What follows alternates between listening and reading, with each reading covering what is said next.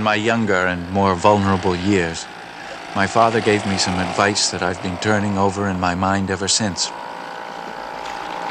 Whenever you feel like criticizing anyone, he told me, just remember that all the people in this world haven't had the advantages that you've had. In consequence, I'm inclined to reserve all my judgments. It was a matter of chance that I should have decided to spend the summer on that slender, riotous island which juts out into the great wet barnyard of Long Island Sound, 20 miles due east of New York. I lived at West Egg on the, well, less fashionable side of the Courtesy Bay, and my cousin Daisy Buchanan lived in one of the glittering white palaces of East Egg with her husband Tom, whom I'd known in college. They had spent the years since their marriage drifting here and there, unrestfully, wherever people played polo and were rich together. Nick Carraway!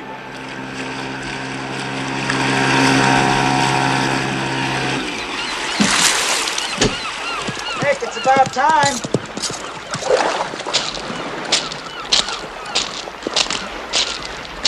I'm really not sure how to operate that thing. Well, you should have told us. We would have sent the motor cruiser for you. How are you? Is this all yours? Some of it belongs to Daisy.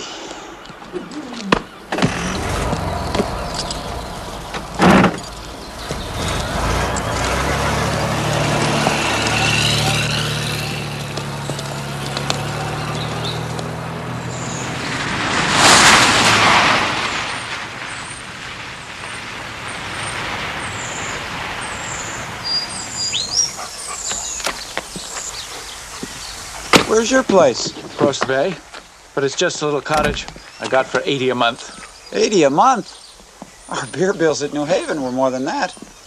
You forget. I am now just a struggling bond salesman on Wall Street. Nick? Is it really you? It is. Oh, my dear lost love. I'm paralyzed with happiness.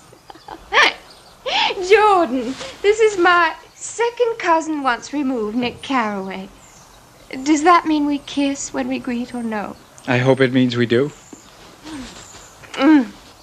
Tom says you've just come from Chicago. Tell me everything. Do they miss me? The whole town is desolate. Oh, how gorgeous. All the cars have their left rear wheel painted black as a mourning wreath, and there's a persistent wail all night.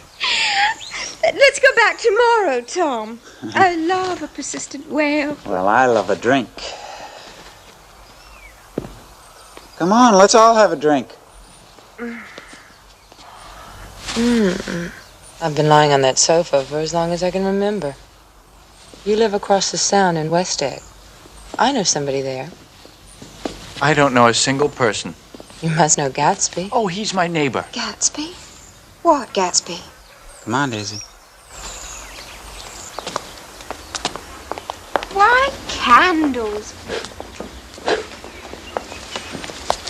In 2 weeks, it'll be the longest day in the year. Do you always watch for the longest day in the year and then miss it? I do. We ought to plan something. All right. What'll we plan? What do people plan?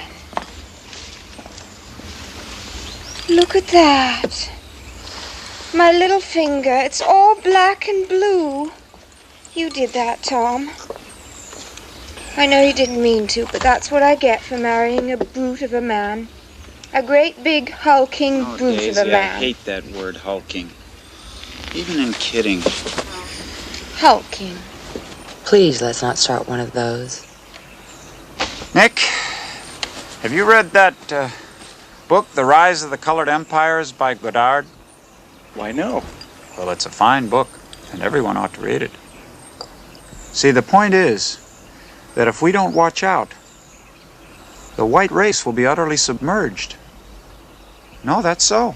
It's up to us who are the dominant race to watch out, or these other races will have control of things. We've got to beat them down. Now, Daisy, it has all been scientifically proved. You see, we're Nordics. You are, and I am, and... Thank you. Excuse me. Anyway, we're responsible for all the things that have gone to make civilization. Art, science, and all that.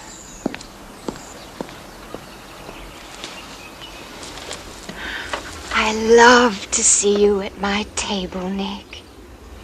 You remind me of a rose. An absolute rose. Doesn't he?